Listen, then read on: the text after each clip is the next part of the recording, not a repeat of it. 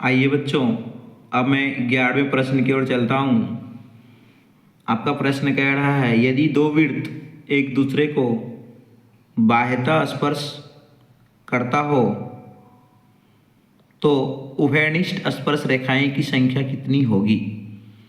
ये क्वेश्चन है कि यदि दो वृत्त एक दूसरे को बाह्यतः स्पर्श कर रहा है, तो देखिए हमने एक दो वृत्त बनाया जो एक दूसरे को बाह्यतः मतलब बाहरी से स्पर्श केवल कर रहा है, तो उभयनिष्ठ स्पर्श रेखाएं, इसका मतलब कि वैसी स्पर्श रेखाएं जो दोनों वृत्त को छूती हो, कितनी होगी। तो आप देखिए, ऊपर से एक स्पर्श रेखाएं हमने पी क्यू खींचा, एक नीचे से स्पर्श रेखाएं हमने एम एन खींचा, और जहाँ से स्पर्श कर रहा था वहाँ से भी हमने एक ए बी स्पर्श रेखा खींचा। तो एक स्पर्श रेखा पी क्यू, दूसरा एम एन, तीसरा ए बी। यानी यदि दो वृत्त एक दूसरे को बाह्यतः स्पर्श करे तो केवल और केवल हम 3 स्पर्श रेखाएं खींच सकते हैं। ये क्वेश्चंस बोर्ड एग्जाम में हूबहू आता है। मैं आपको ये टिक कर देता हूँ, आप इसे पढ़ के जाइए और 1 नंबर बोर्ड से चुराइए। आइए बच्चों, मैं 12वें प्रश्न की ओर चलता हूँ। देखिए 12वां प्रश्न है, एक निश्चित घटना की प्रायिकता क्या होगी। मज़ा आ गया बच्चों, ये क्वेश्चन तो प्रत्येक साल पूछा जाता है और आपके मंथली टेस्ट में भी आता होगा। एक निश्चित घटना की प्रायिकता क्या होगी, तो निश्चित घटना की प्रायिकता 1 होगी। यहीं पे अगर लिख दे अनिश्चित घटना की प्रायिकता, तो आप आसानी से कहेंगे सर 0 होगा। अगर निश्चित घटना की प्रायिकता पूछ रही है तो हम कहेंगे 1। अगर अनिश्चित कह दे तो क्या कहेंगे बच्चों, कमेंट करें, तब कहेंगे 0। तो ये दोनों क्वेश्चन अपने आप में विख्यात है। आइए बच्चों 13वें प्रश्न की ओर चलते हैं। ये भी प्रश्न बहुत ही मज़ेदार है बच्चों। आइए देखिए, कौन किसी घटना की प्रायिकता नहीं होगी। कह रहा है कि बताइए कि निम्न में से देखिए और देख करके ये बताइए कि कौन ऐसा घटना है जो प्रायिकता का मान नहीं होगा। 1/2 ये तो होगा ही होगा, क्योंकि 1/2 का मान जब आप निकालेंगे तो 0.5 आएगा। -1/3, क्या बच्चों आपने कभी माइनस में प्रायिकता का मान पढ़ा है? नहीं पढ़ा है, तो आपका उत्तर तो यही मिल गया कि माइनस में प्रायिकता का मान सर हमने नहीं पढ़ा है। और ये पूछ भी रहा है कि कौन प्रायिकता का मान नहीं है, तो माइनस वाला नहीं होगा।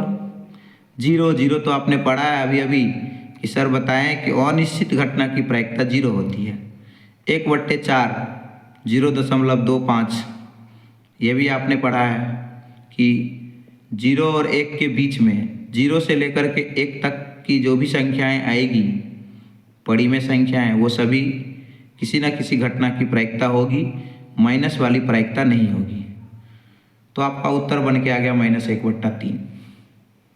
आइए 14वें प्रश्न की ओर चलते हैं। 14वां प्रश्न ये कह रहा है, यदि पीई यानी होने की प्रायिकता 0.05 हो तो पी नॉट ई यानी नहीं होने की प्रायिकता कितनी होगी। तो पी नॉट ई कह रहा है, तो आप होने की प्रायिकता, एक निश्चित घटना की प्रायिकता 1 होती है, 1 में से होने की प्रायिकता को घटा लीजिए, यानी पी नॉट ई बराबर 1 - 0.05। अब 1 में से कैसे घटाएंगे, कुछ बच्चे कन्फ्यूजन में रहते हैं, तो आप लिख लीजिए 1.00, इसको भी आप 1 ही कहते हैं। अब यहाँ से आपको समझ में आ जाएगा, यहाँ भी दशमलव है, यहाँ भी दशमलव है, घटाना बहुत आसान हो जाएगा।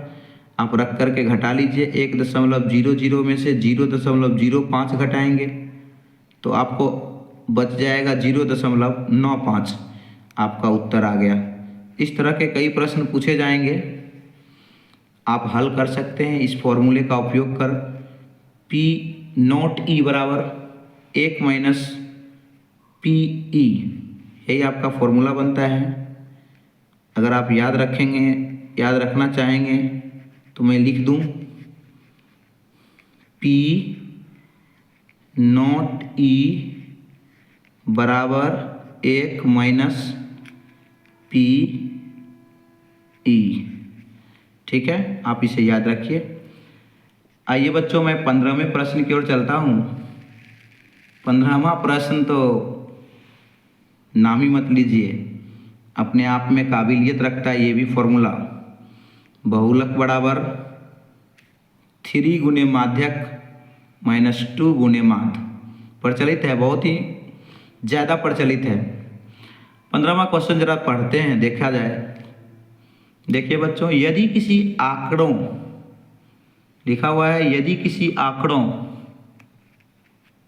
का माध्य 28 तथा माध्यक 30 हो तो उस आंकड़े का बहुलक निकालें। आप भी पढ़िए ध्यान से। कह रहा है यदि किसी आंकड़ों का माध्य 28 तथा माध्यक 30 हो तो उस आंकड़े का बहुलक निकालें। यहाँ पर फॉर्मूला आपको पता है, बहुलक बराबर 3 गुने माध्यक माइनस 2 गुने माध्य। अब माध्यक का मान आपको पता है 30 है, तो यहाँ 30 रख दीजिए। माध्य का मान पता है 28 है, तो यहाँ आप 28 रख दीजिए।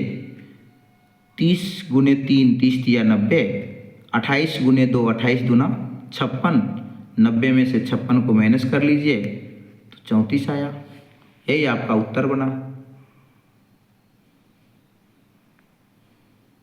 आइए 16वें प्रश्न की ओर चलते हैं।